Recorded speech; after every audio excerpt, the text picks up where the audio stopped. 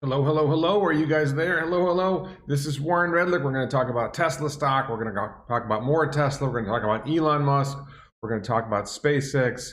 Are you ready? Let's go. First thing, obviously, great news for Tesla stock fans, Tesla and Tesla stock owners in particular. Tesla stock is up. It is up. You can see it closed at $752 a share. That's up from a 52-week low of $620 a share and a recent low of $654 a share, basically up $100 in like 4 days. So that's pretty good. And, that's like 1/6, 1/7 of the share value. So really good to see that. If you follow my channel, I'm not big on short-term stock price movements. I think this is absurdly low. This is absurdly undervalued. I've bought stock as high as $1,000 a share, and I think I still got a bargain.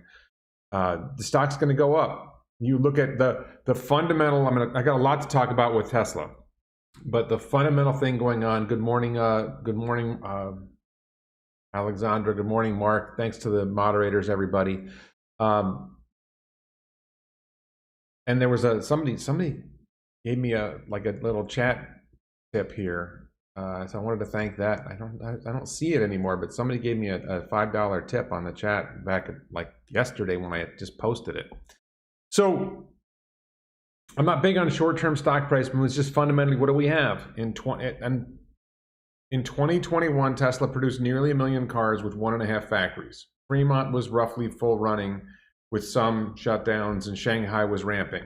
So 1.5 factories, Tesla produced 1 million vehicles. 2023 is coming, right? We're halfway to 2023.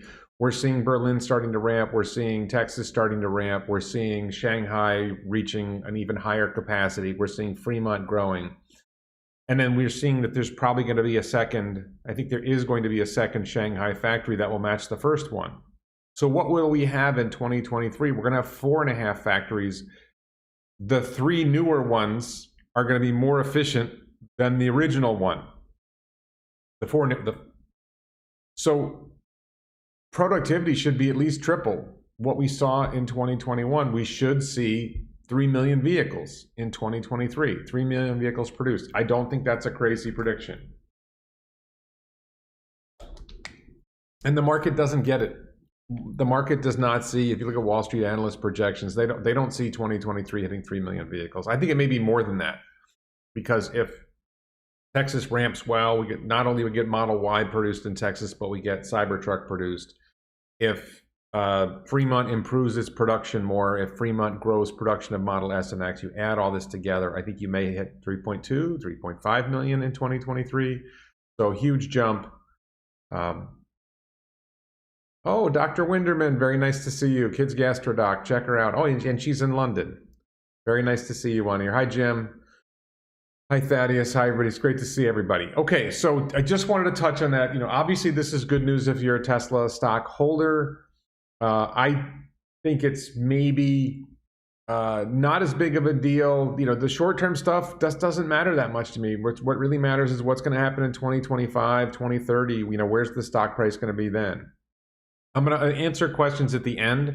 I have a whole bunch of questions from supporters that I'm going to address when I get to questions, but I want to go through some other material first. So the news, the big thing that jumped out this week was Elon just out of the blue saying maybe Tesla should make a highly configurable Robovan for people in cargo.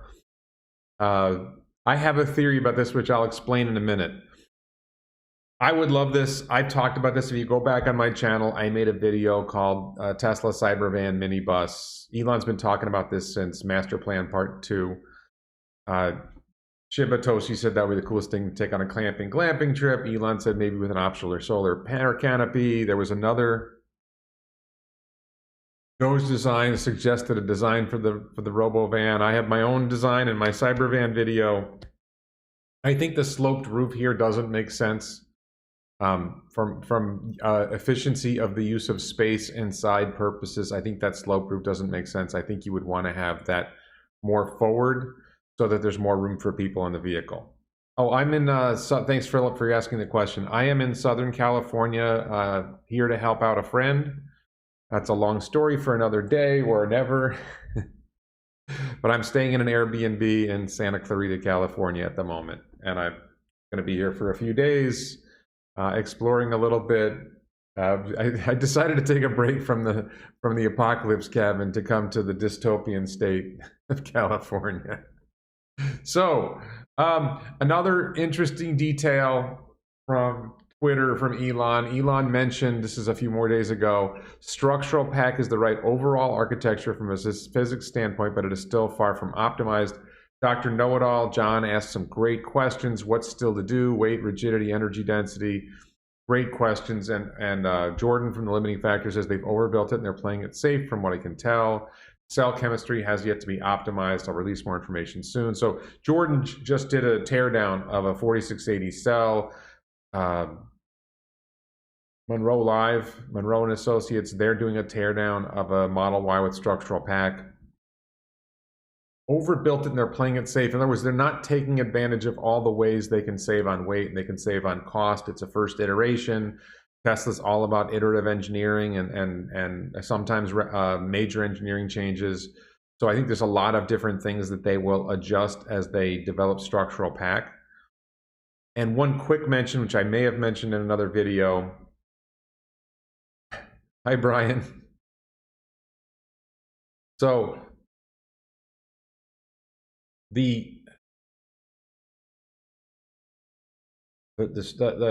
oh boy.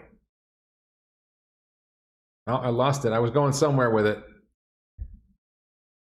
Dane Bramage, because the mind is a terrible thing. So I think structural pack is going to be a big dent. Oh, there was some indications that there's multiple indications that the Model Y from Texas, the 4680 structural pack Model Y from Texas, is the battery range. The range is software limited. The vehicle just weighs too much for the size of the battery pack. That's my beef. And then Ryan from Kilowatts was charging it and noticed it charged faster than expected, particularly at the high end. And that would mean when it's telling you you're charging close to 100, you're really charging close to 80. So Twitter will be coming up. I'll be addressing Twitter. I got a lot to address here. I did want to mention the thing about why do I think Elon brought up Robovan? I think Elon, if you notice, Elon brought up the Robovan on the day when there's this story about Elon fathering a child with Siobhan Zillis, the project director from Neuralink. Siobhan's great. I'm a fan. I made a video about Siobhan's. Siobhan gave a talk about Neuralink, and I made a video about that. And I think she's fantastic. Congratulations to Elon, you bastard. You stole her from me. She wasn't really mine in the first place, of course. I was in Austin, Texas, and I asked someone I know who knew her, can you set me up on a date? And I got a really weird look from the person at the time. And I'm guessing the person at the time knew that Siobhan was pregnant with Elon's children. That's just a hunch. I don't know. That person did not confirm or deny my theory when I confronted him about it. So anyway, I think he brought up Robovan to distract from the news about the babies. That's my theory. So another big piece, this is sort of, when is FSD Beta 10.13 coming? Elon says the 3 a.m. oil is being burned to get this out. That was 5 days ago, and it's not out yet. So, today might be the day. Sundays, I think, are often days when it comes out. So, I've been driving FSD without Beta, 9,000 miles now on my Model X Plaid. And I didn't bring the Plaid with me to California, by the way. I actually flew. I let the car rest for a little while. And I've been driving without Beta. And it's frustrating because the car stops. It won't make turns. It slows down for green lights until you tap the accelerator pedal. It's odd that it slows down more for a green light than it slows down for a red light. That's kind of an interesting thing. It's not as good. And so I have my Model 3 with FSD Beta still that my kid drives, and I drove it a little bit the other day, so I got the experience again. Oh, that's the other thing. FSD Beta, when it accelerates from a light, it accelerates confidently. regular FSD is very anemic in its acceleration. I'm driving a Plaid Model X, and the acceleration is like, what are you doing? Like, what are we running only one motor here? What's going on? So I'm going to talk about safety score in a minute. My safety score is great. So I really enjoyed, and I'm going to talk about driving a regular car in a minute. So my brother, those who don't know, my brother passed away. I'm briefly visited with his wife and son, and they lent me a gas car, but I did drive my brother's long range Model 3. He finally got Beta posthumously, a posthumous award of FSD Beta, and I drove it, and again, just really, really amazing how good FSD Beta is compared to regular FSD. If you haven't experienced it, Larry, thanks for your support. So I'm going to talk about gas cars in a minute. So there's this topic that keeps coming up. It came up in I don't know if it was on a tweet thread or if it was in an internal chat, a group chat. Elon was talking about how the Boring Company, they're going to add 55 Vegas resorts, zip around Vegas super fast with Teslas and tunnels. Owen Sparks asks, how long until they're using FSD and tunnels? And Elon says maybe later this year. I think this is wrong. I hate to disagree with Elon. I love Elon. And a lot of people think, well, why aren't they using FSD yet? It's a simpler environment than driving on the roads. Yes, it's simpler, but it's also a different environment than driving on regular roads. And the thing about FSD Beta is it's not human. It uses machine learning, and it has to train on different scenarios in order to be able to drive in those scenarios. And the tunnels are a different scenario. We humans probably adapt better to that different scenario than FSD will. Although keep in mind, the human drivers in the tunnels had to do a lot of training in order to be able to drive those vehicles. So I think in order to train FSD to drive in the tunnels, they have to have a lot of vehicles, driving a lot of miles, generating a lot of data, and commit the training system, the hardware at the home office, commit significant compute time to training the software to be able to drive in that environment. It seems like it's a simple environment because the tunnel part's easy, right? You're just driving the tunnel, but the stations are complex. Not super complex, not as complicated as a busy intersection, but it's a different complex. It's a different complication than other complications it's seen. And pedestrian behavior, you have to model it differently. And the behavior of the vehicles that are in the bays where they're loading and unloading is different. And there's a U-turn, and being able to handle this particular U-turn in the center station in the Las Vegas Convention Center, that's kind of quirky because there's a car coming out of a tunnel over here. You're coming here, there's a car coming out of a tunnel here, you got to be able to, and they have this little mirror that human drivers look at to see down the tunnel that's coming, and the cars coming out of the tunnel can see whether there's somebody in the U-turn. So how do they coordinate that? How does FSD train on looking into a mirror? I think that all has to be trained. So I don't think that's going to happen later this year. Maybe, maybe not. And I think when the tunnel system is bigger and when they're able to do more miles in the tunnels and they're able to do more stations, then there's more data to train on. And then it becomes easier to do that training. I just think right now they don't have enough data to do the training, and they don't want to commit the dojo or AI training resources to that until they know they have enough data and until really they're doing enough volume of traffic to justify switching over. So maybe the human drivers will start using FSD and supervising, and maybe that's what he meant by it, and that would be fine. Cool thing from SpaceX world, Starlink for boats. So this is a luxury, this is a high-end package. It's not just a simple Starlink that I would have. I just got my Starlink, by the way, 2 days ago. It arrived at the house.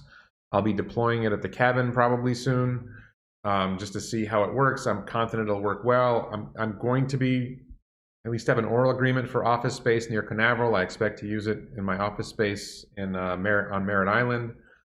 Merritt Island is not currently in the zone of coverage, so I may have to wait a bit and be paying a fee for something I don't use. So, Omar says, I love that Starlink Maritime is the same exact thing as residential Starlink, but priced 50x higher. And Elon says, no, it's dual high-performance terminals, important for maintaining the connection in choppy seas, heavy storms. Obviously premium pricing, but way cheaper and faster than the alternatives. And SpaceX was paying $150,000 a month for a much worse connection to our ships. It's also being ruggedized for relentless salt spray and extreme winds and storms in deep ocean is not extreme winds and storms in deep ocean is not easy. So this is a nice feature that they're adding. It will generate significant revenue because pretty much anybody who does boating is going to want this over their current internet connection. All the yachts. Now, I don't think that's a big market. It's not like the millions and tens of millions of people who are going to be using Starlink as a residential. But if it's 500,000 and it's 50 times as expensive, then this may be a huge revenue generator. You can see it on cruise ships and all these other things. Did I lose one? Well, I'm going to get to the questions later.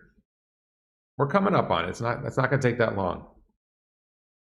So this was the thing about Siobhan Zillis getting pregnant. Elon quickly said, doing my best to help the underpopulation crisis. Obviously, he's joking. Elon having 10 kids or 5 kids or 100 kids is not making a dent in the underpopulation crisis. I guess at best he's a role model. People have asked me, Warren, are you trying to have kids because of what Elon's been saying? No, I'm trying to have kids because I had my own personal evaluation that I really enjoyed having kids, and I really think I'm good at it, and I want to do it again. And no, I haven't. I think Philip asked the question. No, I haven't found the woman yet. I'm chasing, but I haven't found yet. And there's a note here about this relates to Tesla and his companies. Kids are worth it if at all possible. I'm planning to increase childcare benefits at my company significantly. Hope that other companies do the same. Details next month. I don't know whether details next month is about Musk Foundation plans or if it's about, I want to say this because I see this a lot in the conversations about this topic, that people think people have fewer kids because they don't have enough money. And it's like people are so committed to the idea that the reason people don't have more kids is money, that they ignore the fact that the wealthiest countries have the lowest birth rates, that wealthier people within a country have fewer births, have fewer children than poorer people in the same country. It's not money, it's lifestyle. That when you have money, you can choose to have a more comfortable lifestyle, and kids are an infringement on the comfortable lifestyle you got used to before you had kids. I mean, I think there's a lot of different reasons why people don't have children. Elon has mentioned, and I don't agree with him on this necessarily, that the story we've been told, there's this meme, not a meme, but there's this idea out there that the world faces an overpopulation crisis when the world actually faces an underpopulation crisis. And a lot of people say, well, I wouldn't want to bring kids into this world. The world is better than it's ever been. It's a fantastic world to bring kids into, and we're not overpopulated. But I don't think most people are making the decision to have kids or not have kids because some high school teacher told them the world's overpopulated. Maybe I'm wrong about that. I do think that if you go back to when I was a kid, the overwhelming message from religion, from television, from movies, from your family was just like a fundamental role of a fundamental part of your meaning in life, your purpose in life, is to get married and have kids. That was beaten into our heads. Not beaten into our heads. That was a constant drumbeat that we got from all over the place. And I think that message has been lost, and so maybe that does play a role. But this idea that it's about money when the wealthiest countries have fewer kids just doesn't make any sense. It's about you got used to your daily Starbucks and driving your fancy car and living in your big house. And if you had to sacrifice to have another kid, or to have a kid at all, if you have to sacrifice some of the things that you've become effectively addicted to, that's the problem. And wealth allows you to become addicted to having, free time that you would have to give up. And I will say this, I can't speak for everyone, but for me, having kids is an absolute joy. There's nothing better in life than having kids. I would strongly encourage anyone who can have kids to have kids, and more kids. Fundamentally from a societal perspective, if we don't start having more kids, humanity goes extinct. But I'm not saying it from that perspective. I'm just saying from a sense of personal fulfillment about what gives you meaning in life. This is what has given humans meaning in life from the beginning of humanity, right? For men, for a lot of people, it's work, doing productive work, helping people. But one of the fundamental ways that people derive meaning in life is by having and raising children. And if you are not having and raising children, you are missing out on one of the fundamental elements of the meaning of life that has driven humanity for millions of years. And not just humanity, but the animal kingdom. Like all of it. And you're basically denying evolution. right? I love the people because I want to have kids be like, Warren, why don't you adopt? Warren, why don't you do foster kids? Warren, why don't you do big brothers, big sisters? Because I believe in the theory of evolution. I think I'm supposed to spread my genes, not these genes. I'm wearing genes, but I'm not supposed to spread these genes. I'm supposed to spread my genetics. I'm supposed to procreate. I'm supposed to be fruitful and multiply. It's like the one most glaring thing where religion and evolution agree, right? Everybody says religion contrasts with evolution, but they both agree you should be fruitful and multiply. So, I love this. Admiral Medjay says, dude, rule number 1, never mention to women you're trying to date that you want to have kids. That's a turnoff, such a beginner mistake. Right, okay, but first of all, I've given up on women. Second of all, there's a whole bunch of reasons women are saying no to me. And third, I'm just going to have kids through a surrogate or something like that. I have crazier plans than that. So this is Elon's point. Far too many people are under the illusion that Earth is overpopulated, even though birth rate trends are so obviously headed to population collapse. I think I just saw some number that like South Korea, there are 1/3 as many 1-year-olds as there are 50-year-olds. That is population collapse, like unbelievable. It's absolutely stunning how big the population collapse will be if the world follows South Korea, and some countries are following South Korea. You're going to see, this is 2022. So by 2050, the populations of like Japan and South Korea will probably be half what they currently are. And I think there's multiple other countries that are on this path. Just a huge collapse. I mean, a lot of empty real estate. I've actually thought about moving to Japan because I could probably get cheap housing. And I love Japan. Sushi and all that other stuff. And I speak Japanese and I lived there before. But I like living in America. I like living near my own kids. Okay, so before I dive into a couple other things, I just wanted to mention I have 2 videos on my channel recently about Tesla safety score.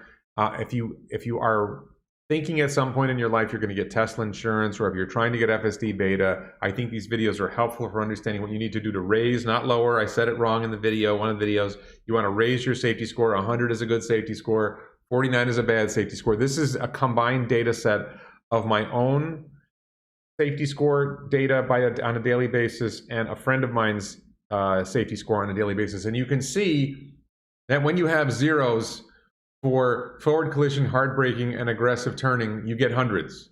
Even with a 21.2 on unsafe following, you still get 100. You can get 100 with a 21.2 is a fairly high score for unsafe following, and I still got 100 that day. And you can see the first 92 there, that's my friend. He had a 60 on unsafe following. He still got in the 90s because he had 0 on forward collisions, moderately low number on hard braking, and a fairly low number on aggressive turning. So the biggest thing to watch out for, you can look up here. This is what to watch out for, right? This is my friend's. The 81 is my score. All the other scores are his in the bad section. He's got like an 80 safety score, and I've got like a 97 safety score. And he has some higher safety scores, but he says a lot of days where he has a lot of forward collision warnings. He has a lot of hard brakings, he has a lot of aggressive turnings, and he has a lot of unsafe following. I contend that the unsafe following is a small factor because, like I said, I had a 21.2 on unsafe following and I still had a 100 safety score. So you can see his worst score was a day he had a 101.9 on only 8 miles of driving on forward collision. That was far and away his biggest unsafe following number.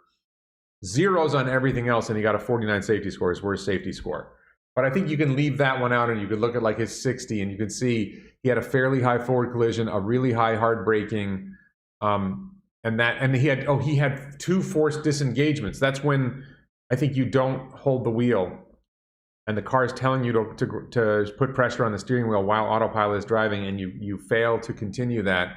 And I think it was the 2 forced disengagements that really pushed down his safety score that day. So I just think this is useful to understand. He does have higher numbers for unsafe following. So my take on this is simple. Number one, he admitted to me he doesn't always pay attention when he's driving. He doesn't pay as much attention as he should. You got to pay attention when you're driving. You got to pay attention to the road. If you don't pay attention to the road, what happens is something happens in front of you and you end up getting a forward collision warning, because if you were paying attention, you would have eased off the accelerator earlier and avoided getting into the situation where you'd have a forward collision warning. You would be less likely to have a hard braking because you eased off that situation before. And people think it's about speed. I want to stress this. Tesla chose not to measure speed and use that. You know, they could say, well, you were driving 40 over the limit, so we're raising your insurance premiums. We're not giving you FSD Beta because you're driving too fast. They deliberately did not. You know they have the data. They know the speed limit all the time when you're driving, almost all the time when you're driving, and they know how fast you're going. They could use how much you drive over the limit as a factor, and they don't. And that's because speed isn't really, as much as the police want you to believe otherwise, speed is not the problem. It's inattentiveness. Really, it's all about paying attention, and it's about acting early. So you see something happening ahead of you, take your foot off the accelerator so you don't get too close to it, so you don't have a hard braking, you don't have a forward collision warning. And then taking turns. This is the most frustrating thing for me is aggressive turning. I like turning aggressively. I've been babying I have a Model X Plaid, and I'm not taking curbs hard. That's a little frustrating. Like I really need to take a few more curves hard. I can sacrifice my safety score a little bit. Hopefully, when I get FSD Beta, I won't have to worry about my safety score until I get Tesla insurance. I'll be able to drive aggressively for a while. But these are some things. So I hope this is helpful to you if you're thinking about trying to get FSD Beta, or you're thinking about getting Tesla insurance. Okay. So I think I wanted to mention here. Well, this is a little less, this section is going to be a little less tight on the Tesla, SpaceX, Boring Company stuff. Liv Bory, I'm a fan of Liv Bory. Unfortunately, I think she's unavailable to me. One of the many women that I imagine, I told her on Twitter that she was my crush. So, and she acknowledged that. Said thank you. So, Liv points out that the Greens are the coal lobby. The SDB Green Coalition want to vote in the Bundestag backing more coal burning to turn off nuclear power plants, and they're abandoning climate targets. The Greens are pushing for more coal, and Elon says the world has gone mad. This is just, politics is just absolutely. I think that was in Europe. That was in Germany, right? So I mentioned that I drove FSD Beta recently, and then I've been driving my nephew's Subaru Impreza. And oh my God, I mean, I appreciate lending me the car, and it's got me where I wanted to go. But after driving a Tesla, with FSD Beta in particular, or just generally FSD, it is so awful driving a gasoline car. Like, what is wrong with these things? Why are they so noisy? How come they don't steer themselves? Why don't they slow down when you take your foot off the accelerator pedal? Why is the screen so small? It's this tiny screen. I don't know why I mentioned air conditioning. Oh, the climate control on a Tesla is so much easier to use than the climate control in an old school car. The acceleration is pathetic. Of course, I drive a Model X Plaid, but even compared to like a standard range Model 3, the acceleration in a regular car is just pathetic. There's so much. It's such a complicated interface. There's so many different buttons and stalks and there's buttons on the wheel, there's buttons on the dashboard, and Tesla, it's all on one screen. It's so much easier. The navigation was like, what is this navigation? It's terrible. The music interface is like, Apple CarPlay is nothing compared. People say, why doesn't Apple have Apple CarPlay? Because CarPlay stinks. Apple's music interface, the Tesla's music interface is way better than CarPlay. And I posted this, I created this video. This is 3 clips from an old Star Trek movie where Bones McCoy is listening to these guys talk about, he's in a hospital, present day hospital when he's from the future, and looking at all how terrible how they do things, Dialysis, oh my God, what are we in the dark ages? It's just so comical. That's how I felt. I'm like, I've been driving a car from the future, and I went back and drove a car from the past. I was like, oh my God, this is so terrible. It's hilarious.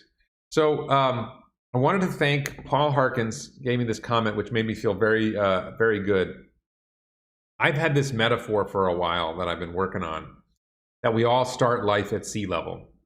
And some of us climb small hills. We all get most of us get some level above sea level. We climb small hills. We walk up small hills, or we hike up bigger hills, or we climb mountains. Elon has climbed more mountains than anyone in history, but different people take on different challenges and do different things. I'm 56. A lot of people my age are planning their descent, right? Which, as he puts it, is that others want to coast to their death. right? And my attitude is I just want to keep climbing mountains. That's why I want to have kids. Having kids is like climbing a mountain. Starting up a company is like climbing a mountain. My plaid venture is a little bit of, I don't know if it's climbing a mountain. Maybe that's just driving up a small hill. So I'm trying to, I don't want to like coast down and like, I quote retired at 45 and I started playing golf 3 times a week. And then I was playing golf twice a week. And then I was playing golf once a week. And then I wasn't playing golf anymore because it turns out I just don't want to coast down the hill. I want to build stuff. I want to do stuff. I want to create stuff. I want to climb more mountains. And I hope, and I appreciate Paul for saying I'm an inspiration to him. And I hope that others get this message that you get to a certain point in life. And I really feel like this, look, you made money on Tesla, right? You invested hundreds of thousands of dollars in Tesla stock, and now you have millions of dollars in Tesla stock. What are you going to do with that money? Are you just going to use it to coast down the hill on a cushier ride? Or are you going to do something? Are you going to make something happen? Are you going to start up a company? Are you going to invest in startup companies? Are you going to, what are you going to do with your success?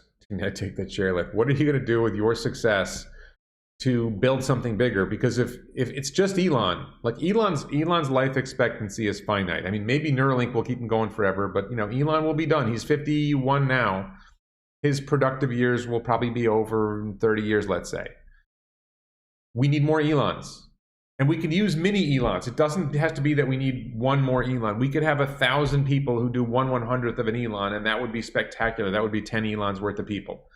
So, what can you do? Maybe we have 10,000 people who are 1/1000th of an Elon, and that's still 10 Elons. We need more people striving to do things like Elon has done so that we can make the world a better place, so that we can expand the light of consciousness throughout the galaxy, so that we can make the Earth sustainable. We can, rely on electricity rather than coal pollution and fossil fuel pollution and all that. A lot of really big things. So I want to thank Paul for this comment. I don't know if it's a message or a comment. Really appreciate this. This made me feel good. I hope you can see that metaphor when I talk about that metaphor also with my mom who has got Alzheimer's and basically on her way out.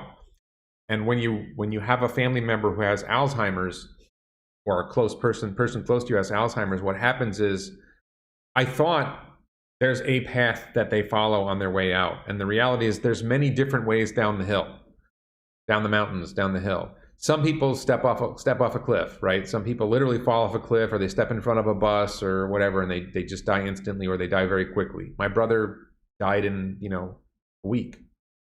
Some people, like my mother, is dying over 5 years or more. And, but there's different, and going down that Alzheimer's hill, it's not like everybody follows the same path. You lose different cognitive functions at different times, and at some point, typically, I guess, and I don't even know if this is typical, they stop eating. They just forget to eat. And you just have to make them comfortable. But not everybody follows that. Somebody might be going this path and then they get a heart attack, or they might be going this path and they get a stroke, and they might be going this path and they break a hip. There's all kinds of different ways, and they lose different cognitive functions along the way. But it's like, you're at this point on the hill, and then you start going down the hill, and then everybody takes a different path. There's no one path down the hill, and there's no one path up. We all, at some point when you're young in life, you want to think about what mountains do I want to climb and how do I want to climb them. And in middle of life, you're like, okay, do I want to climb more mountains? And I would encourage people, climb more mountains, do more. You got one run. What are you going to do with it? At the end of your life, you're going to be like, wow, I'm really glad I got all that golf in. Maybe, some people love golf, right? But, wouldn't it be cooler to say, I had more great kids, or I built something, or I contributed, and I invested in something that was successful, it made a difference. I think there's a lot of ways of doing it, but your time is valuable, and you can contribute to making the world a better place for others. And I think you generate more meaning in life by climbing those mountains, by doing bigger things, than you do by relaxing and chilling and sitting on the beach or golfing. I love golf, except apparently I don't love it that much. So I want to go to, people who support this channel, support me on YouTube as a YouTube channel member, on Locals, The Daily Lie, as supporters on Locals, or as supporters on Patreon. I asked them to submit questions in advance of the live stream, and I got a lot of questions today. So first from YouTube, Thomas says, I think Musk is active political and want Twitter as free speech channel as part of the plan to all the ethical channels that come with the bot and travel to Mars. I don't think so. I think the issue is that going to Mars is going to be a small part of what humanity does in the next 100 years, let's say. It's going to stand out, it's going to be amazing, but the goal is to get 1 million people to Mars. There's 8 billion people on the planet. So it's a small share of what humanity does, getting 1 million people to Mars. We want life to be good on Earth too. And Elon wants life to be good on Earth too, and having free speech, having a free speech platform where we can have genuine conversations and we don't shut down voices that are not popular or that the platform doesn't like, makes for a better political life, and it makes for better society. And I think that's his take. I don't think it has to do with bot or with travel to Mars. I think it's about humanity. It's about life on Earth. Hal says, please speak to Elon's safety, and is he protected enough? What happens if there's no Elon? So I think Elon is very well protected. I think his security team is so good you don't see them. I sometimes joke, if you've ever read the Culture series by Ian Banks, which is one of Elon's favorite books, that he's an alien, and he has this invisible drone that accompanies him that takes out anybody that tries to attack him. But I don't know. My gut hunch is that he has a really, really good security team that wherever he's going, they're identifying ahead of time what the risks are, and they're making sure he's safe. Is he protected enough? I think he is. I think he's got excellent protection. I don't know how they do it.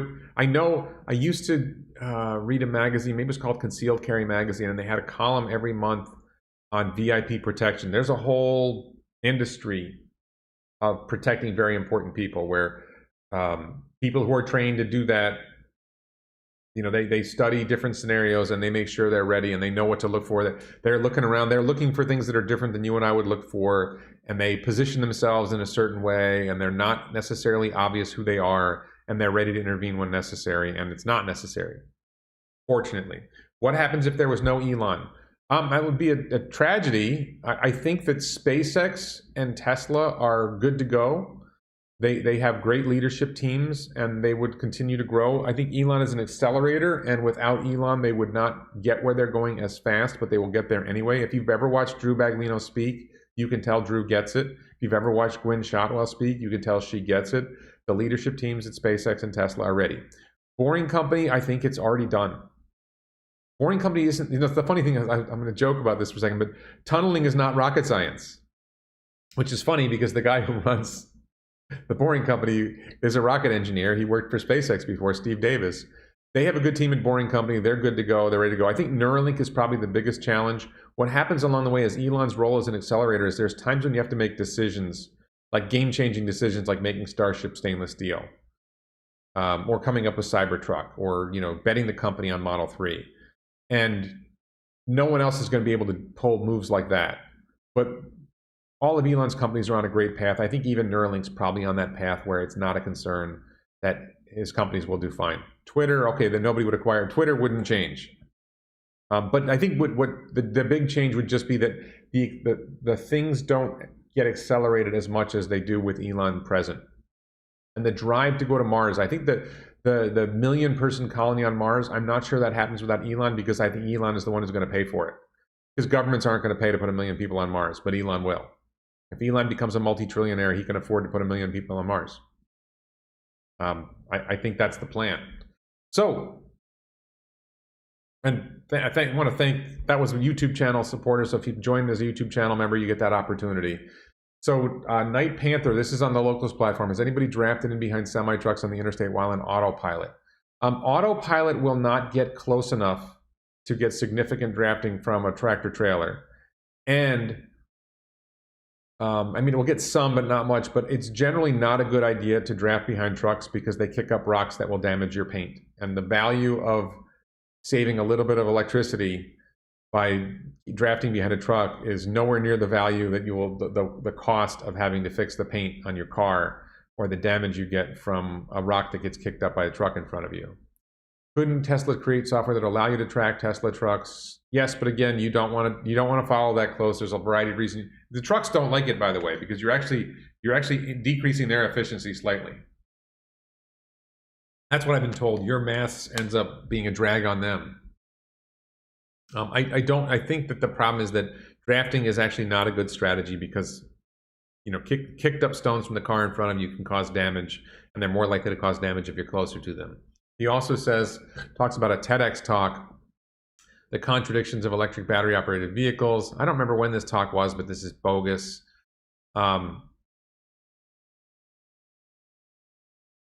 He cites yeah, I mean, I don't know how old this talk is. Look, there's a lot of people who are criticizing electric vehicles. They're saying, oh, they're running on coal. No, they're not. The average electric vehicle is running on probably 80% natural gas. Coal is in some parts of the country, coal is used more. But look, the car is still more efficient than a gasoline car running on coal-generated electricity than a gasoline car is running on gasoline. The Tesla is more efficient that way, even if it's running on coal-generated electricity. So there's a lot of bogus stuff out there. Cyberbad says, lately Elon has characterized 4680 Model Y ramp up as hell. I don't remember him saying it's hell. I think they're having challenges getting the 4680 cell production ramp, which is, I think, your question. What is Elon talking about, battery production or Model Y 4680 production? I believe he's talking about battery production. I think that getting the 4680 cells produced in volume with high yield, which means the high percentage of them are good batteries, is just a hard thing to do. They got to a certain level in Cato Road in Fremont, and they're working to get it better and better and better. And it's an engineering challenge, and they will get there, but that's been difficult. And at some point, they will really get to mass volume production of the 4680 cells, and Panasonic will be doing it. I think LG Chem is going to be doing it. There's going to be a lot of 4680s, and we're going to see a whole bunch of things. Spoken Review weighed 4680 and found I think he's talking about the 4680 Model Y, found that it's 335 pounds lighter. That's interesting. I haven't seen that. I would love to see that. Monroe said it'll be possible to stand in the car during assembly and attach rear seats and front panel. Okay. There's two questions about Tesla stock price that I saw. Marshall says, when will stock price reflect all Tesla as a battery business, FSD, AI, Tesla bot, and robotaxi? You left out energy.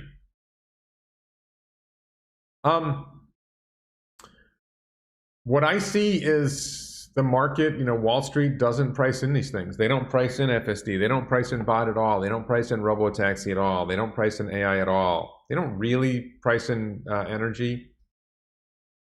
All of these things are waiting for significant battery production to grow. CATL is ramping lithium iron phosphate batteries. We're going to see, I believe that the mega factory that's producing Megapack in Lathrop, California is now ramping or ramped and is producing Megapacks in higher volume. So maybe in the Q2 numbers, we're going to see something about Megapack growth, energy storage deployed, or maybe it's next quarter. At some point, we're going to start to see that, and that's going to become an impact on the business. At some point, FSD is going to hit another level. Maybe that's going to have an impact on the business. We'll see. Bot, I don't think, I think we're going to have late September, we're going to have a bot demo, and I don't think that's going to move the stock. I think Wall Streeters are going to see it and say, that's silly, that's not as good as Boston Dynamics, because they don't understand the difference between, this is an important thing to understand about Tesla bot versus like Boston Dynamics. Boston Dynamics bots are programmed what to do by hand coding. Humans code them, do this, do this, do this, do this, do this. Bot is going to be, hey, go get that, and the bot teaches itself. There's this training system that it learns how to do these things, and you'll be able to give it a general command, and it'll be able to do it. Just like you tell your car, I want to go to this location, and your car figures out how to get there. Right, and drives itself there, and makes the turns, and does all of that. The cars are learning how to do all those things. Bot will learn to navigate space. Bot will learn to manipulate objects. All of these things are coming, not because a human programmed it how to do that exact thing, but because it was, it learned it through machine learning. Crazy Dave says, I oftentimes drive with my knee against the steering wheel to hold it stationary while doing a distracted driver task. Does the Tesla steering yoke on your Model X prevent this type of knee maneuver from being used to hold the wheel stationary? I don't know that I think I actually know. I think you can actually put both knees up and hold both sides of the yoke, putting pressure on both sides. I think I actually have done that. But, if you have it in self-driving, then why is this an issue? I don't know. Juke says, wondering why doesn't SpaceX propose to Cameron County to build another access road to the beach, make Route... Oh, why doesn't SpaceX build another access road to the beach, make Route 4 a service road for SpaceX operations and the new road for the public? There's no room. The Mexican border and the Rio Grande are there. There are spots where that road runs very close to the Rio Grande and the Mexican border. There's no, I don't think there's, you could do some of it, maybe some of the way, and then there's a border patrol station on the road. So are you going to make border patrol, put another border patrol station in? I think there's too many challenges. I don't think that works. A tunnel might be interesting, but I don't think that's the fundamental problem that they're facing with. I don't think the road is the fundamental problem they're facing with that. The beach access that's a small thing. It's not like anybody lives down there. The fundamental problem is, having this monster rocket going up, and there's complaints about the impact on the environment and the proximity of Starbase to South Padre Island. It's about 4.5 miles away. Having this huge rocket that close to populations, I think those are issues.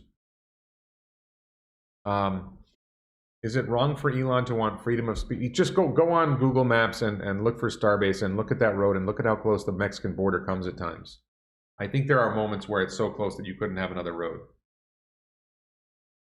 Is it wrong for Elon to want freedom of speech? And Starbase is on both sides of the road. The manufacturing facility is on one side. The launch site is on the other side of the road, so I'm not sure how the road would solve your problem anyway. Is it wrong for Elon to want freedom of speech? And they close the road because if they're doing launch activities, they may have to close the road because it's dangerous for people to be on the road. Is it wrong for Elon to want freedom of speech in the town square? Obviously, I think that's great for Elon to want freedom of speech in the town square. I don't think the Twitter thing is over. I think that this is a step in what's ultimately going to be a negotiation process of Elon getting Twitter at a lower price. So instead of $44 billion, he'll get it for $32 billion or something like that. I think that's what's really going on. And I suspect that Elon consulted with lawyers before making the decision to pull away, and I suspect they know what they're doing. The Twitter board guy says, did I not put that in here? What did I do with that? I don't think I put that in. Let me put that up now. The Twitter board chairman said, the Twitter board is committed to closing the transaction on the price and terms agreed upon with Mr. Musk and plans to pursue legal action to enforce the merger agreement. We're confident we will prevail in the Delaware Court of Chancery. Has anyone ever started a lawsuit and said, well, we don't think we're going to win, but we're doing it anyway? But half the time they lose, right? So 100% of people say they're going to win, only 50% win. So whoop-de-doo. Congratulations. Empty statement. Let's see. This isn't a question, but a comment from PYGKLB. Visited Biosphere near Tucson. Would recommend anyone interested in terraforming or environmental planning. The underground tour of the longest one. So if you're in Tucson, I've been in Tucson. Check out Biosphere too. Interesting thought. Birkenstock asks, how long do I predict Tesla stock will be sold at these discounted prices? I don't make short-term stock price predictions. I think that there will come a moment when Giga Texas ramps, when Giga Berlin ramps, when Shanghai is fully ramped and running, and we're going to see, like maybe it's going to be the Q4 delivery numbers or the Q3 delivery numbers. At some point, the growth and the profitability is going to become an even stronger case and it's harder to deny. At some point, we're going to see FSD Beta version 11. FSD Beta is going to, take a step to that next level. There's different things that are going to happen. Megapack starts rolling out in higher volume. There's different things that are going to happen. They're going to change the game. But how long does that take? I don't know. I don't have any free cash left to buy stocks, so I'm out on that. Okay, so Swirly asks, what about Elon's 18-year-old trans daughter? I honestly don't pay attention to that stuff. I think that's none of our business. I don't care. I mean, I hope the best for Elon and his family, but this is not. I'm excited about what Elon's companies are doing, and I'm happy that he's having children. I'm happy that he's He's finding some kind of relationships with some women. It's very challenging for Elon to have meaningful relationships with women because he just works so many hours. He works so hard. He doesn't have, women, generally speaking, want a guy who's going to spend time with them, and Elon's going to be busy with his rocket engines and his cars. It's very hard on a woman to be with a man who doesn't have time for her. Most women. Now, maybe Siobhan's different. Maybe that was a transactional IVF thing and there's no romance at all. I don't know. But I just think we focus too much on the personal side, and we should be celebrating what Elon's doing on the business side. And I'm happy for him. I'm happy for him. I'm happy for Siobhan. I'm jealous of Siobhan that he got Siobhan, but so thoroughly degenerate thermoplastic elastisexual says, do I know if it's possible for spacecrafts to capture the exhaust gases and turn them back into methane using the Sabatier process on site? Well, the spacecraft wouldn't be able to capture its exhaust gas because then it wouldn't be exhaust. It pushes the gas away and uses that to move this way. So if it grabbed that, that would pull it back. Now, is it possible to capture exhaust gases on the ground as the rocket is launched? Maybe, but I don't think that's meaningfully important. And that wouldn't be the Sabatier process either. The Sabatier process combines CO2 in the Martian atmosphere or the Earth atmosphere with H2O in the water and the Martian surface or the Earth's surface, and electricity generated by the sun. You got H2 and O and CO2, and you can generate CH4 and O2, and you get liquid oxygen for an oxidizer for your fuel, and you get methane for your fuel. That's the idea. So I don't think there's, and I think the amount of exhaust you'd be able to capture out the launch platform would be fairly small because within seconds, the rocket's farther away and you're not getting any of it. So I think they can get Neuralink to run off BHB and or glucose instead of having to be charged. I don't think they're going to bother trying. I think it's easy enough to use inductive charging to charge the chip. So I don't think it's necessary to charge the battery inside the Neuralink. I don't think it's necessary to charge it with glucose or anything else. I suppose it's possible we'll get to that point someday, but I don't think it's happening soon. Do you think they will come with micro SD card slots so I can have a terabyte in my head? No, I think that, at least in the initial version, no, I don't think that's the idea. The idea is facilitating communication between your brain and the outside world. And I think that it's connected to Wi-Fi or Bluetooth or something like that, and it has access to far more data than a micro SD card can hold anyway. So, all right. Patreon. Thank you, and thank you to my local supporters. Thank you to my Patreon supporters. Thank you to the YouTube channel members for all your support. Chad says, your take on the future legal battle between Twitter and Elon. I think that this is, great publicity for the news media to generate clicks, and it's a common thing that happens in these kind of events is, look, the stock market went down, the value of Twitter is lower than was originally thought. They have this litigation and they resolve it with a settlement, and the transaction happens at 35 billion or 32 billion instead of 44 billion. And then there's another, the comical thing is that everybody was mad that Elon was trying to acquire Twitter, and now everybody's mad that he's decided not to acquire Twitter. Make up your damn minds. You want him to acquire Twitter or don't you? Make up your minds. So it's so comical that so many were like upset that Elon was going to acquire Twitter. And now that he's not going to acquire Twitter, they're like, hey, you were supposed to acquire Twitter. You're just haters. If you hate him for acquiring Twitter and then you hate him for deciding not to acquire Twitter, you're just a hater. That's all you are. All right, Randy Kirk. Batteries are the limiting factor. Yes. I don't think the batteries for Shanghai were available for energy storage because they were being made for the cars, and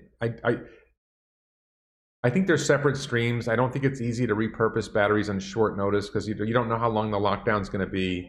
So I don't think it was possible to do it that way. David Ruckins regarding the 4680 ramp.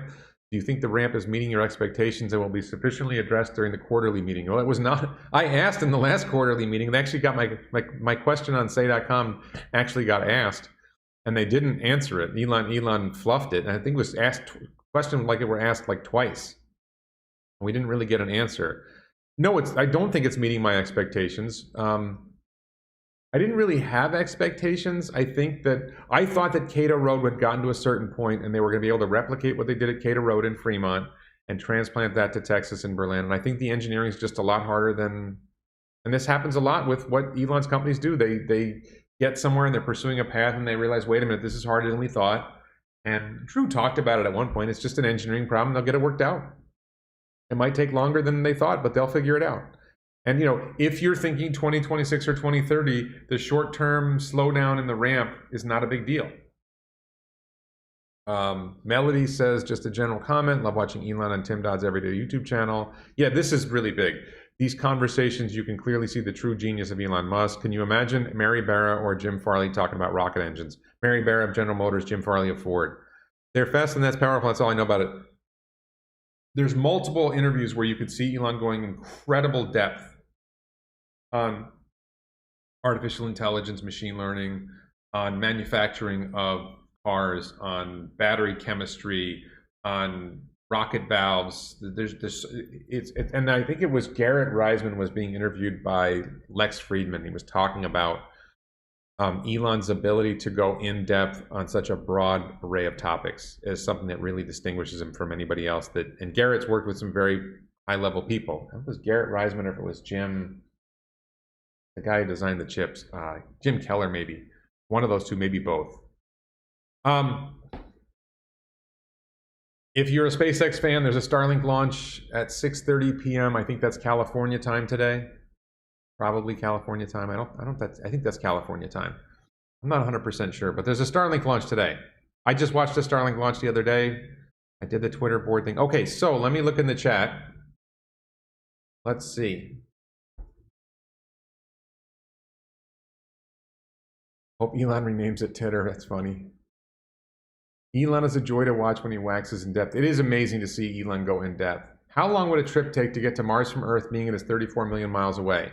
So Yahim Stone asked this question. How long would a trip take to get to Mars from Earth with 34? So the rough idea is that every 26 months, Earth and Mars are close enough in their orbits that it's much easier to make the trip, or possible to make the trip, versus not possible to make the trip. And the journey is 3 to 6 months depending on various factors. I think if we can make rockets better, then it may shorten the time a little bit. And it sort of depends what, I don't fully understand the orbital mechanics behind it, but roughly 3 to 6 months to get there, roughly 3 to 6 months to get back. And you have to wait 18 months. When you get there, you got to wait 18 months before you come back because the orbits get out of whack and you can't get back. So it's a 30-month trip to go to Mars and come back. Siobhan wrote, and I think it was, I think Siobhan and Elon had the children through IVF because she had twins, and twins is often a product of in vitro, so that would not necessarily mean they did the deed. A hard Elon is good to find. Mark, you're in rare form, Mark. I think you would censor yourself. I think you would. Mark is the most active of the moderators, and Mark, I think you would censor yourself if you were moderating yourself. It doesn't sound like Twitter is cutting the price anytime soon. Why would they renegotiate when they already have a great deal? They would renegotiate because they might lose in court.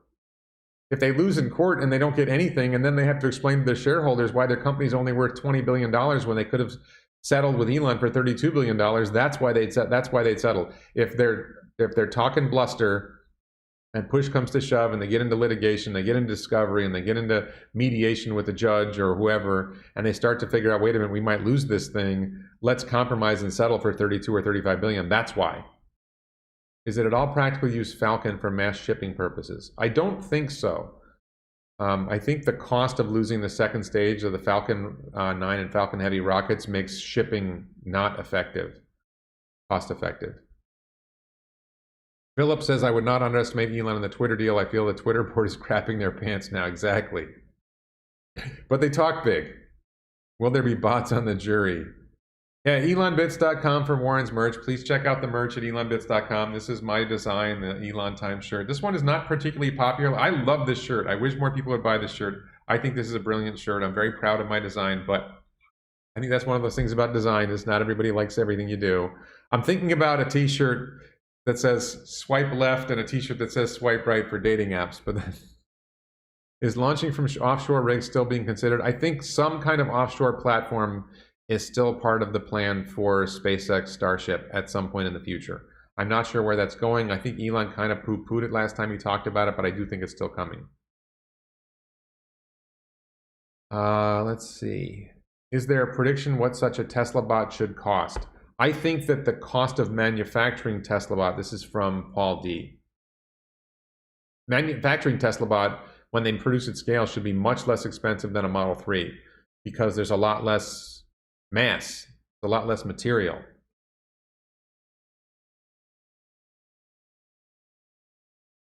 I don't know.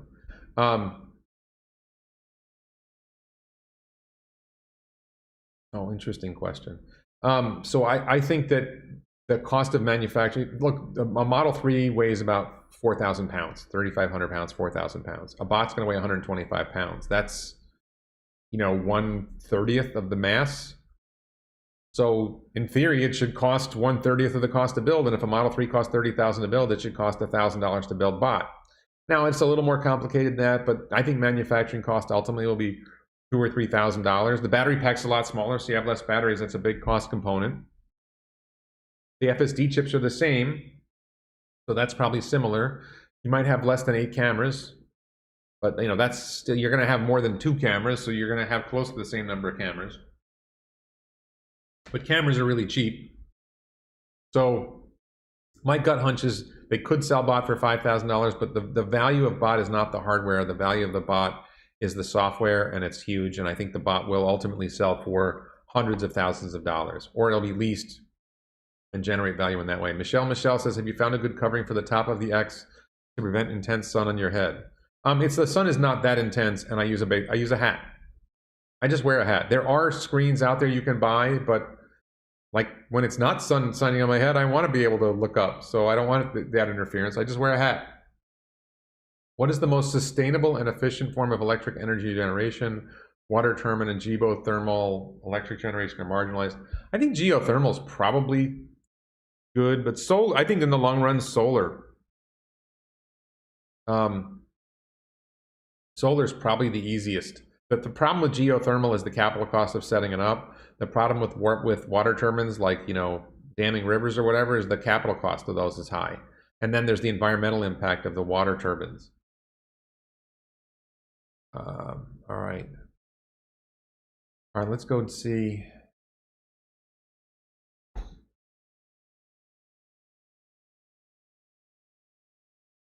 Oh, you just got a commercial. Yeah, the YouTube prompted me to click this thing to insert an ad. I thought that was weird. What do I think of Trump calling Elon a BSer? A bullshitter. I've never liked Trump. I didn't like him long before he was a candidate. I never liked him. I liked he did a nice cameo in Home Alone 2. I thought that was kind of cool. That's the only thing he's done in his life that I liked. I'm from upstate New York, which is kind of like, if you're in California, it's kind of like being from Sacramento. I'm from Albany. People in Albany, people in upstate New York look at New York City. My general sense is that people where I'm from don't like loudmouth New York City people coming up and telling us what they're doing, and bragging and talking big. And Donald Trump is the quintessential loudmouth New Yorker. I think a lot of people in all parts of America don't like loudmouth New Yorkers, but some people apparently like him. So I don't really care what he says about Elon. I don't care what he says about anything. He talk. You were president. What did you do? You massively increased spending. You pushed a vaccine that I'm not a fan of. You elevated Anthony Fauci, and the comical thing is people are bashing Trump because he's supposedly anti-vax when he pushed the vax more than anybody else. Let's see. Laura likes to wear your Latin shirt to Latin class. Cool. Thank you. I'm glad to hear that. I have a shirt that says cogitandi, discriminate cogitandi, which means critical thinking. That's a great shirt. ElonBits.com for the shirts. Elon is an alien working with artificial intelligence with artificial robots to travel back to space and trying for intergalactic travel. Do I still believe he's human? I think it's not that I think he's trying to travel back to space for himself. It's that he's from an alien culture, and he's trying to save humanity from itself. And that's, he's part of special circumstances for the culture. That's the theory. Will Bezos run? I don't think Jeff Bezos will run for anything, no. Does Andrej Karpathy still work at Tesla? Yes, he's back at Tesla. He is working.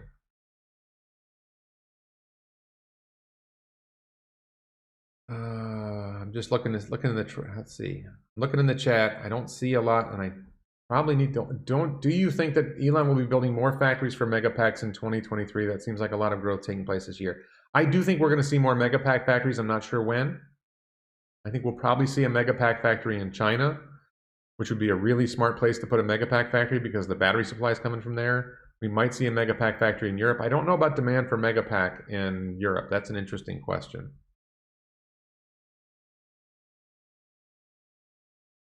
Oh, Mark Potocnik censored Be Nice's chat comment. Interesting. What are good places to visit in Japan, Philip asks? This is an interesting question. I think that Hiroshima is an important place to visit. I lived in Hiroshima for a year. There's a lot to see in Japan. I mean, there's a lot. Nara. I personally love Kyoto. I think there's a lot to see in Kyoto. There's a lot to do in Kyoto. It's a beautiful place. The whole country is beautiful, frankly.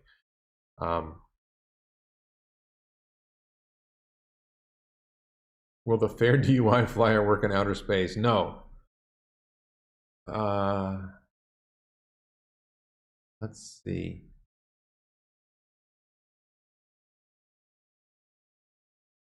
I'm just looking to see if there's anything else in the chat. Is a Tesla phone BS? Yes, there's no Tesla phone coming. Elon doesn't enter. There's a great series on the blog waitbutwhy.com about Elon. And Elon looks for industries that have not innovated enough and have not been competitive enough, not innovated enough, and there's an opportunity to get like a 10x. And so the space industry was ossified. The tunneling industry has been ossified. Gasoline cars reached a certain point and there was a space for EVs and they didn't get there, and Teslas are 10x better than gasoline cars. Neuralink, the concept of brain implants has been out there, but people haven't gotten there. So he looks for an opportunity to do something that he can do a 10x. And I think he thinks he can 10x Twitter. But phones are well established. The highly competitive business. I don't think there's an opportunity for a 10x in phones. Am I familiar with Chet from the Chittin' with Chet YouTube channel? No, I am not familiar with that guy. Full-size SUV on the Cybertruck platform. I think full-size van on the Cybertruck platform. Before Starship gets human rated, Falcon 9 will continue to be used. Is it feasible to use Starship to recover Falcon 9 upper stage, and would it be economically viable? That's an interesting question. I don't think the payload section of Starship is big enough, it's long enough to hold the Falcon 9 second stage, but I could be wrong about that. It's an interesting question. I think they also lose the interstage. I don't know. It's a good question. Maybe the interstage is only on the I think the interstage is only on the Dragon. So could they do it? Yes. Would it be worth doing? Maybe. That's an interesting idea, but I don't think they're going to do that. I think that's not what Starship's really designed for. Once Tesla becomes a $20 trillion company, will they acquire small companies such as Google that has advanced AI technology? I don't think they're going to acquire Google. That's an interesting point. If Tesla got to $20 trillion, would they acquire trillion-dollar companies? Elon doesn't seem to be into acquisitions much. You don't see Tesla doing a lot of acquisitions. So would they get there at some point? Maybe. I doubt it. Let's see. Could Elon help prevent climate change by helping to launch Roger Angel Inner Space Reflective Screen, the bubbles? I don't think that it's wise to tamper with the environment by putting things in space to deflect the sun. I personally... Oh, hey, Jeff Gray, nice to see you. I personally think that we don't know enough about climate change to know whether we need to do anything at all. If we just shift... I'm not a big worrier about climate change, but if we shift to electric vehicles, if we shift to solar over fossil fuels, For those who are concerned about climate change, that's going to be a huge impact. Is Elon stuck between a rock and a hard place with the US military and China, or will Elon use 4D chess to please both? I haven't seen any issue at all between the US military and China. I think that the United States is so dependent on China and that the United States can't afford to bully China. And Jim Manley points out Falcon's second stage doesn't get to orbit for long. I don't think that's an efficient use of Starship. I'm just not sure. And how would you secure the payload so that it's not bouncing around when you're landing and going through all the stuff that you're doing? Is there a number 2 in Tesla in the same way as Gwynn and SpaceX? Drew and Zach are, Tesla has, if you go to Tesla corporate leadership, if you Google Tesla corporate leadership, they have a page, and Drew and Zach are the 2 other key people in the company. I think that Drew, being an engineer, is more likely to be the number 2 than Zach, but I don't know. I think Drew's also been with the company longer and he's older. But Zach makes a pretty compelling case if you listen to him. I just think that Drew, fundamentally it's an engineering company and Drew gets the engineering. Bob Sacamano in the chat, interesting. Will Giga Texas become one of the largest NE hubs producing energy and storing energy from its solar roof and massive battery storage systems in the future? I don't think so. I think that the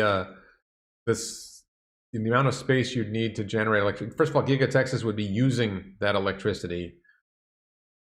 Would Cybervan that Elon mentioned be a very high margin vehicle? Yes. Yes, I think it would be. John Molinari asks, why not find a lady from Japan? I thought about that. I actually thought about moving to Japan for 3 months and maybe extending that trip to 6 months and trying to find a woman. I think it's very hard to find a woman in Japan who's willing to live in the United States. I think it's a little bit hard on a Japanese woman to live in the United States because they typically like to have other Japanese people around, and where I want to live, there aren't very many Japanese people around. So I think that would be challenging. And I don't want to live in Japan because I want to live near my existing daughters. Okay, let's see. I think we're about to wrap up here. Let me just see if there's anything else.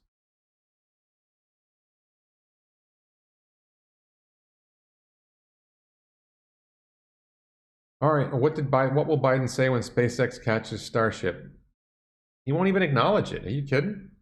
Am I following Jordan Peterson and Monroe on the new 40? That's Jordan Peterson, Jordan Giesecke. I do follow Jordan Peterson, but I follow Jordan Giesecke closer. Jordan Giesecke of Limiting Factor and Monroe on the new 4680 teardowns and possible software limiting. Yeah, I think I addressed that earlier in the video. I addressed that somewhere in the video already, that it's not just them, it's also Ryan from Kilowatts charging the Model Y 4680 found that it charged faster than expected, and that's an indication that it's software limited as well. Does Elon plan to put together an educational facility for his progeny? He already did. It's called, I think it's called Ad Astra or Asper or something like that. He created a private school for his kids, and I don't know, there may be other kids in it. What will Musk's next acquisition be? I don't think about that. Landing would require more fuel if they're carrying an upper stage. Yeah, okay. So, on the OS thing, Sony is partnering with Honda. People are speculating there will be an Apple OS for cars, a Sony OS for cars, and a Tesla OS for cars, and an Android OS. Yeah, but only one of them will be good. Only one of those operating systems will be good, and it's going to be Tesla. It'll be better than all the others. All right.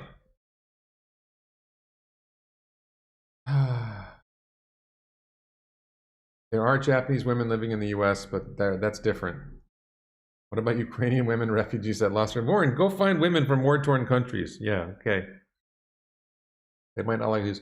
So please check, I'm going to wrap it up. Please check out the t-shirts at elonbits.com. Support this channel as a YouTube channel member on the Locals platform, where I do other content on the Locals platform. I do early access on YouTube channel members, Locals platform supporters, and Patreon supporters often get early access to some videos. On the YouTube channel member side of it, exclusive content members are get more early access than others. So Ad Astra is the school at SpaceX. I think it's also known as Hogwarts. No, I'm just kidding. So thank you everyone for watching. Please check out my other videos. Please subscribe. Please support the channel on the various platforms. Check the links in the description below. And thank you so much for watching.